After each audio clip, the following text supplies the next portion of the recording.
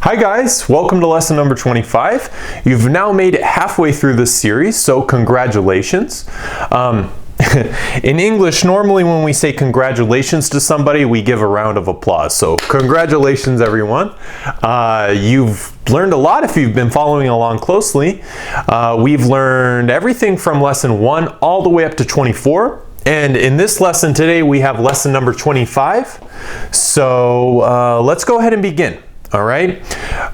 Before we start, I just want to say that the next 25 lessons that we're going to be learning, because there's 50 lessons in total, but the next 25 lessons that we're going to be learning are super important. Okay, so you have to pay close attention if your goal is to learn the fundamentals of English grammar. So just make sure that you stick around, everyone, okay? Now, in today's lesson, we are going to look at 3 words that often confuse many English speakers.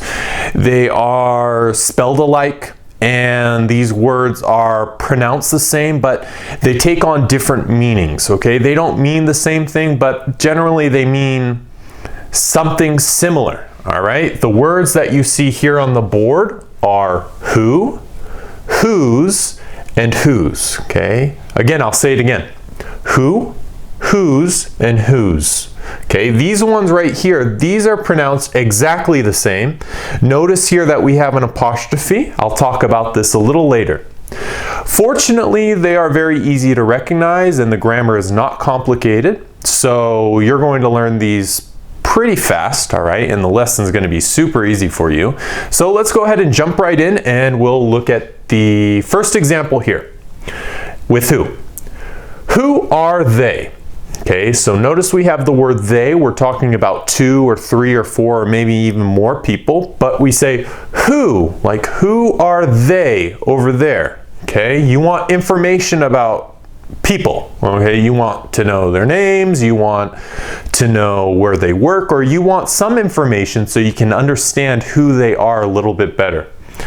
Notice that we have who in the beginning of a sentence. When we have who in the beginning of a sentence, just know that afterwards is going to follow a question mark. Okay, we make a question. So, who are they? Who is in the beginning, so we have a question mark. Next we have I know who they are. Notice that who is in the middle. You don't always have to put who in the beginning of a sentence, okay? But you can also put it in the middle. Okay, so in this case we have I know who they are. Okay, you're talking about the same people. Okay, somebody's asking, who are they? And you say, I know who they are. You know their names. You know their information. Notice that who right here is in the middle. So we don't have a question mark like we do here. We just have a period. You're just stating a matter of fact. Okay, I know who they are. Next we have, did they find out who stole their money? Did they find out who stole their money? Notice again, we have who in the middle, okay? If who is in the middle here, then why do we have a question mark right here? Why? The reason why we have a question mark here is because we have a word in the beginning that makes a question, all right? The word in this case is did. Remember, we have a couple words that make questions. One of them is did, another one is do, and another one is does. Okay, so if you have these words at the beginning of a sentence, then it makes a question. Did, with a question mark, did they find out who stole their money? Okay, they want the names, they want the information so they can maybe contact the police. And then we have our next one. It says, who thinks there might be aliens in the galaxy? Okay, again, we have who in the beginning of our sentence. So we have a question here. Who thinks there might be aliens in the galaxy? Notice that we have might here. And remember, when we have might, we're talking about a possibility.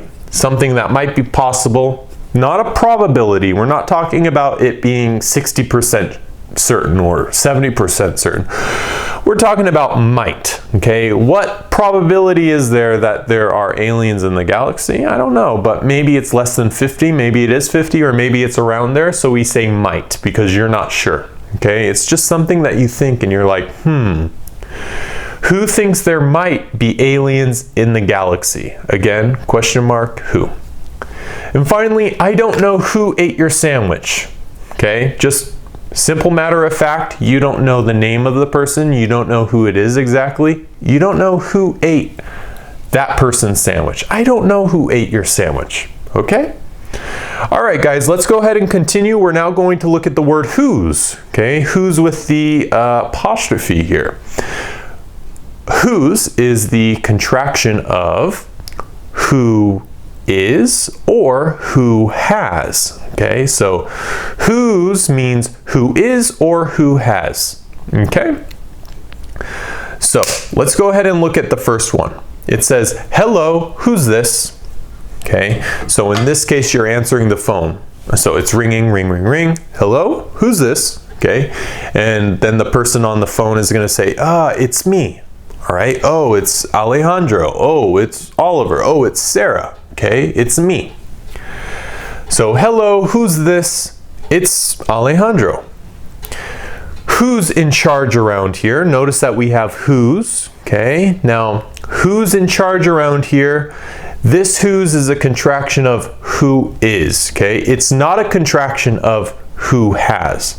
We say, who is in charge around here? Okay, meaning who's in charge? Who is the supervisor? Who is the manager? Who is the boss? Who is the owner of a company, okay, or of a property? Who is in charge around here? Who is responsible around this place? Who's got my phone? Okay, in this case, we have who's got my phone. It's not who is, okay, it's who has. We can also say who has got my phone. Who has got my phone? Who's got my phone? Okay. So let's go to the next one. Who's got $5 I can borrow? Okay. Who's got $5 I can borrow? Borrow means to take money from somebody, but you're going to give the money back. Okay, so who's got $5 I can borrow? Okay, you got $5 you take in now, but let's say later you give the $5 back to the person. Okay, so who's got $5 I can borrow right now? Okay, I will give it back to you later, right? And finally we have, it's him over there who's got $5 for you. Okay, notice that we have who's again, but we're not talking about who is, we're talking about who has, okay? Who has got. So oftentimes, guys, when you have who's, like in this case it's who has, it's always usually followed by who has got, okay? Who's got this? Who's got that? Okay, so who has got, normally, all right? There might be some variations. Now let's go ahead and continue. Actually, we have one more. Look at this one. It's two people talking. Who's the boy next to Sally? It's her brother. Okay, whose, meaning who is, right? Who is the boy next to Sally? It is her brother. Again, we have a contraction here, okay, with an apostrophe. Again, an apostrophe, a contraction of who is. The boy next to Sally, it's her brother. Okay, now we're going to move on to the next whose, right, which is right here, W-H-O-S-E. And we use whose to indicate belonging. Okay, let's go ahead and look at some examples. Whose purse is this? Okay, do you know what a purse is? A purse is the thing that women use and they keep their money in. Okay, so this is a purse, okay, and you could put money in there, you could put an ID card in there, okay, identification, okay, ID means identification. You can also put your keys in there, okay, your keys. So you can put a lot of things in a purse. Okay, whose purse is this? Who does the purse belong to? Is it grandma's? Is it mom's? Is it the teacher? Whose is it? Who is the owner? And then you can say, I'm not sure whose it is.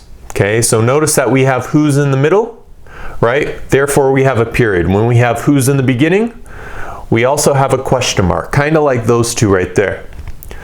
Whose hamburger tastes better than McDonald's? Okay, we have an error here actually. My mistake. We need a question mark right here, right? Because we have who's in the beginning. So we say, whose hamburger tastes better than McDonald's? Okay, we're talking about food, so maybe Burger King, maybe In-N-Out.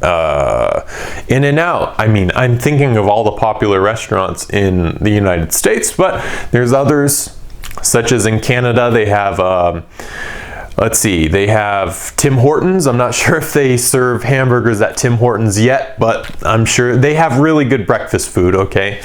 So whose hamburgers taste better than McDonald's? Oh, you could say Burger King's hamburgers taste better than McDonald's. Okay, you just name whatever restaurant that you like, that think, and you think that their hamburgers taste better, okay? They have no idea whose house this is. Again, who's in the beginning? So we have a period. They have no idea, meaning they don't know at all, nothing. They have no idea whose house this is. Who does the house belong to, guys? We don't know, because they don't know whose house it is. And finally, whose phone is ringing? Oh, it's mine. Okay, so you're asking a question. Guys, hey, whose phone is ringing? Right? Oh, it's mine. Okay, it's my phone, right? Whose phone is ringing? Oh, it's mine. Notice here that we have whose, and we have a question mark, and then we're continuing the sentence, okay? Or we're continuing the statement made by one person. Whose phone is this? Dot, dot, dot, dot, dot. Oh, it's mine, okay? It's is also a contraction of it is, okay? So guys, I think that's basically it for this lesson. I think it was pretty straightforward and easy for you to remember. I hope you enjoyed watching this video, and I'll see you in the upcoming videos, all right? Bye.